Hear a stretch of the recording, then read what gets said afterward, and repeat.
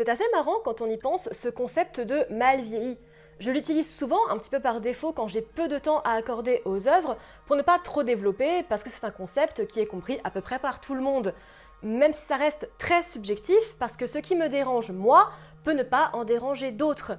Quand je vois qu'aujourd'hui des petits vingtenaires viennent me dire qu'ils ne regarderont pas des films comme Alien, parce que c'est trop vieux et donc ça a mal vieilli, ça me fait un petit peu mal. Et quand j'ai commencé à me renseigner sur le sujet du jour, c'est en gros ce qui est sorti le plus du lot, tristement. Et pour le coup, je ne pourrais pas être plus en désaccord avec cet avis. S'il y a une série SF qui a traversé le temps et l'a bien fait, c'est Red Dwarf. Générique.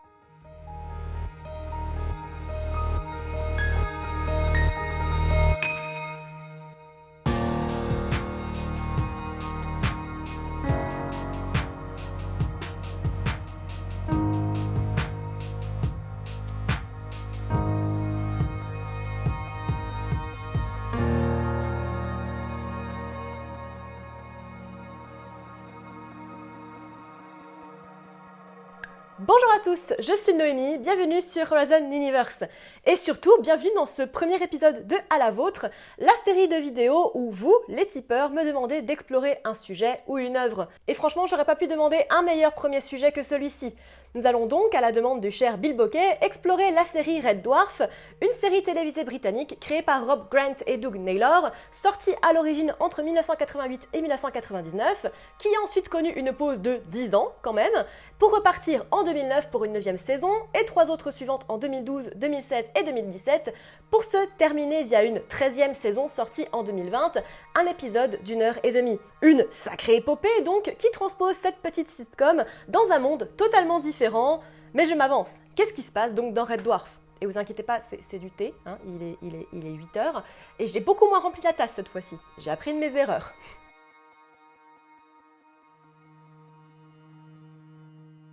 Red Dwarf commence à une date indéterminée vers la fin de notre siècle, à bord du vaisseau de minage éponyme, où une fuite de radiation tue la totalité de l'équipage.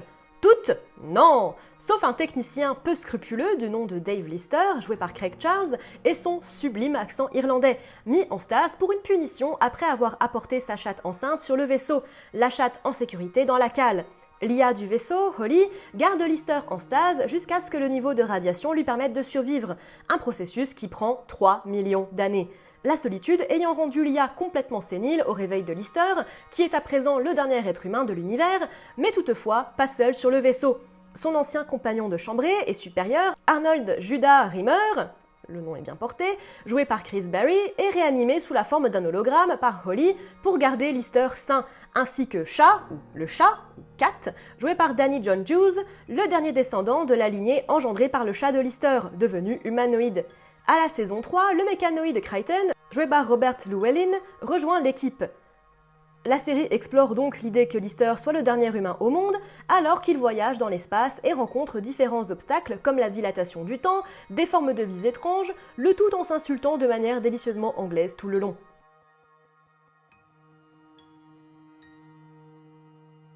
L'humanité. Vous vous doutez bien, avec un scénario pareil, que la thématique de l'humanité et des conflits et forces du cœur humain, pour paraphraser George R.R. Martin, sont au centre de l'intrigue.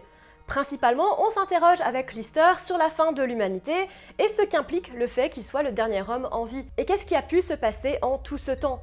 Régulièrement, les personnages sont mis face à des situations où ils doivent confronter leur morale et sens éthique à d'autres, particulièrement avec des machines qui, par définition, ne fonctionnent pas sur la même logique, surtout avec le personnage de Crichton. Lister doit souvent tenter de se montrer comme un leader rationnel, alors que c'est un dilettante qui ne s'intéresse qu'au curry vindaloo, aux femmes et à sa guitare, forcé dans cette position parce que, mine de rien, responsable de son équipage non humain, tantôt en empêchant les autres de se mettre en danger ou de se blesser et de blesser les autres, tantôt en mettant en place des plans plus ou moins foireux pour se tirer d'affaire. Ça fait partie du charme de la sitcom aussi, et c'est toujours assez aléatoire et barré, mais c'est un thème très intéressant, filé du premier au dernier épisode.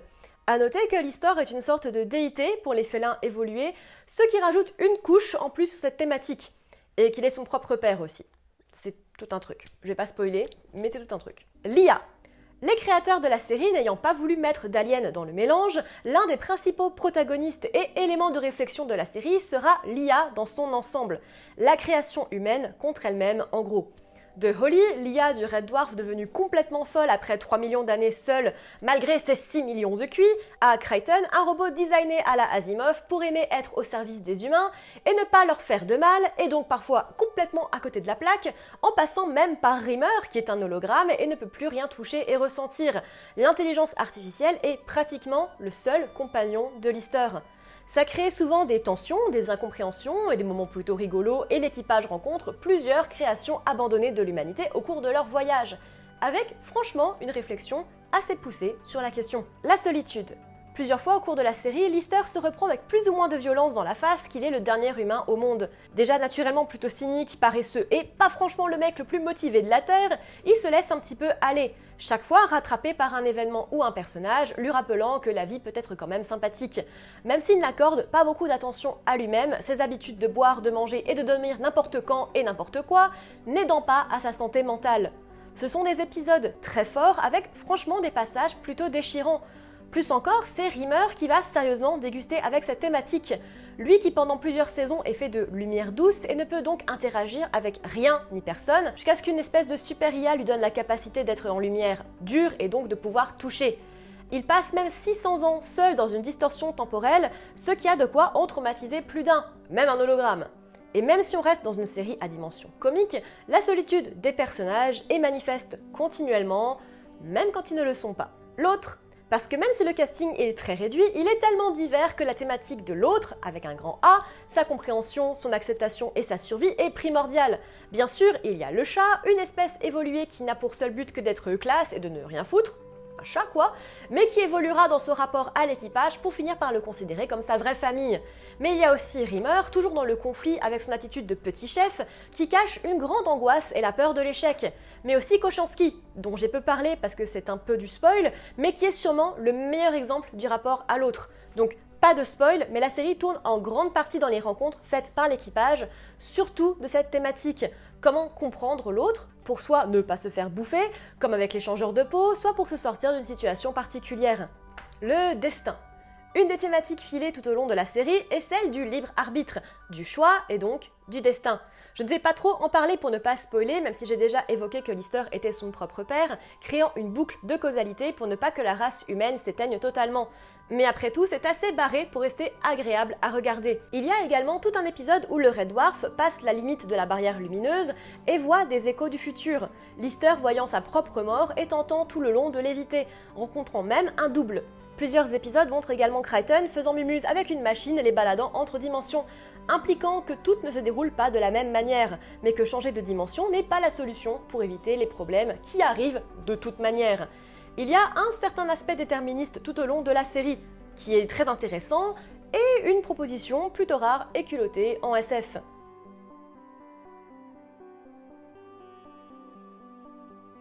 Une série à l'épreuve du temps.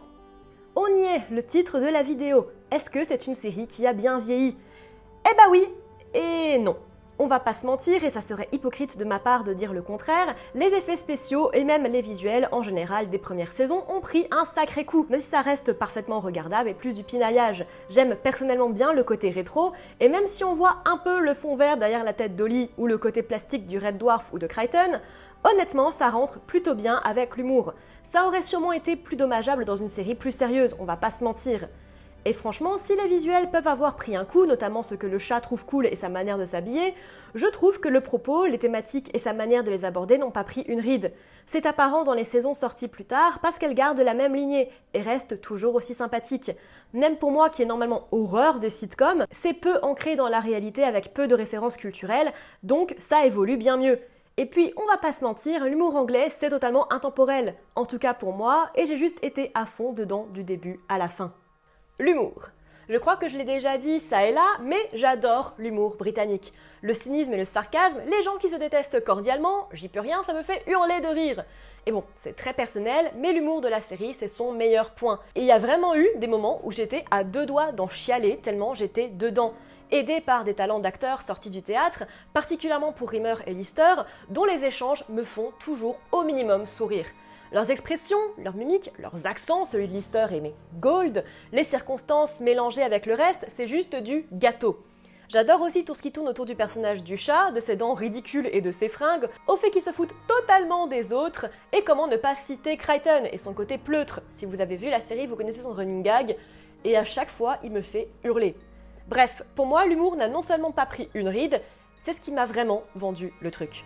Les personnages. Bah oui, ce qui rend tout ça si attachant et fun à suivre, ce sont bien sûr les personnages dont j'ai beaucoup déjà parlé. Ils sont tous complexes dans leur simplicité, chacun avec des aspirations, des passés et des trajectoires bien différents. Lister, par exemple, qui est, avec le chat, mon personnage préféré, est un mec un petit peu paresseux qui se retrouve là sans le vouloir, un orphelin sans grandes ambitions dans la vie que celle de courir les filles, faire de la musique, boire des bières et manger du curry. Je veux dire, pourquoi pas, que cette aventure va changer drastiquement, et pas forcément pour le meilleur étonnamment.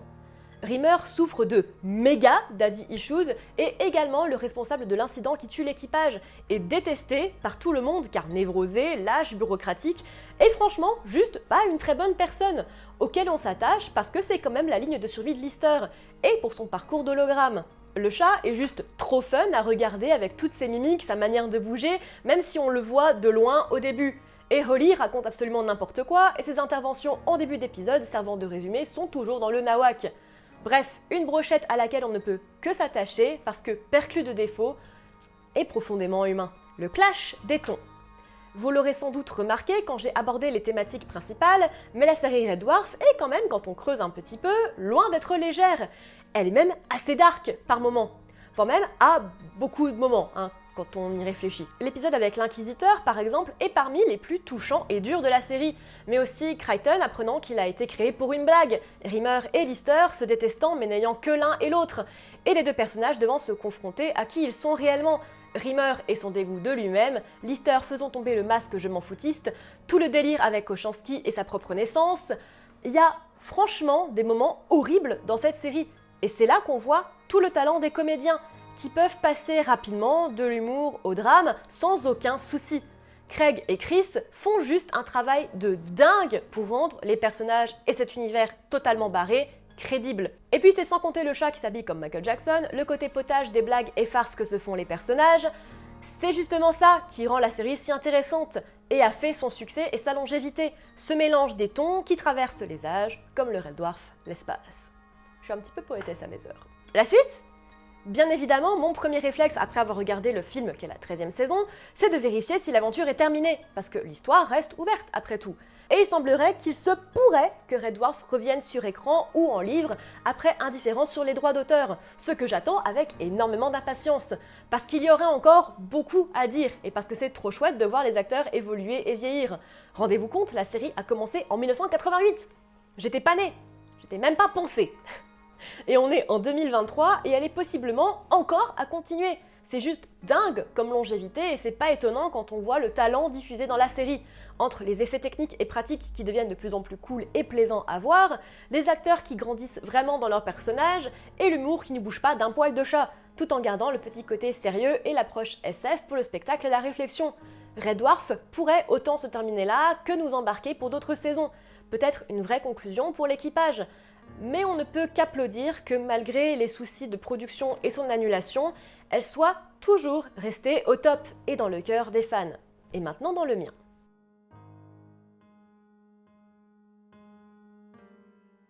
J'avoue, ça fait un bail que je voulais m'y remettre à cette série. J'avais chopé à une époque quelques épisodes à la télé sans trop accrocher, peut-être à cause d'une VF pas ouf, sûrement parce que j'étais trop jeune, et la demande du cher Bill Bokeh a donc été l'occasion de véritablement redécouvrir, avec mes yeux d'adulte et de fan de SF, ce monument de la série science-fiction télévisée. Et plus encore, un des trop rares représentants de la SF comique.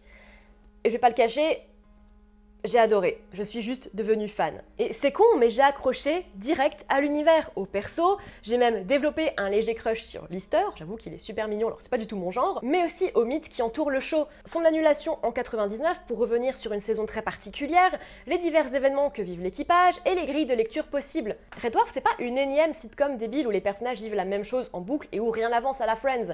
C'est une vraie série SF aux dimensions assez dingues, aux thématiques intelligentes et traitées avec justesse et respect. au côté dramatique plus que présent, mais emballé dans une sauce d'humour bienvenue, qui apporte une légèreté mesurée mais certaine, et qui fait qu'on peut juste se laisser porter par le truc si on a envie.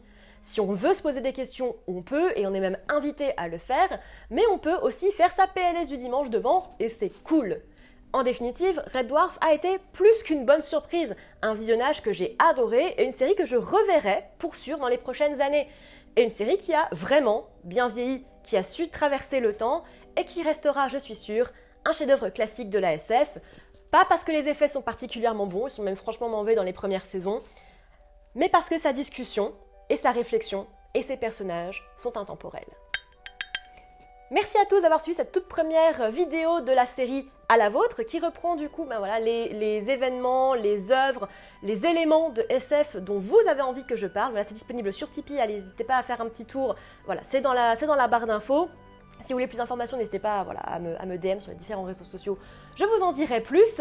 J'espère que cet épisode vous aura plu. Perso, voilà, ça a été vraiment une de mes découvertes de l'année, en tout cas de mes redécouvertes. Parce que comme j'ai dit, j'avais regardé quelques petits épisodes à l'époque sans vraiment suivre.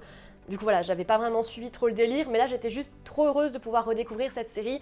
Franchement, j'ai passé un super bon moment devant et j'ai hâte de faire un rewatch d'ici quelques mois, voire quelques années.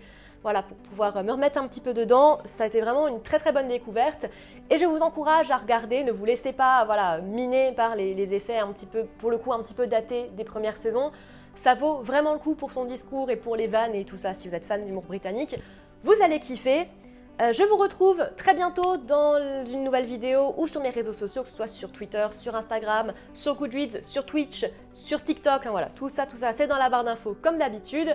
Et moi, je vous dis à bientôt dans l'univers.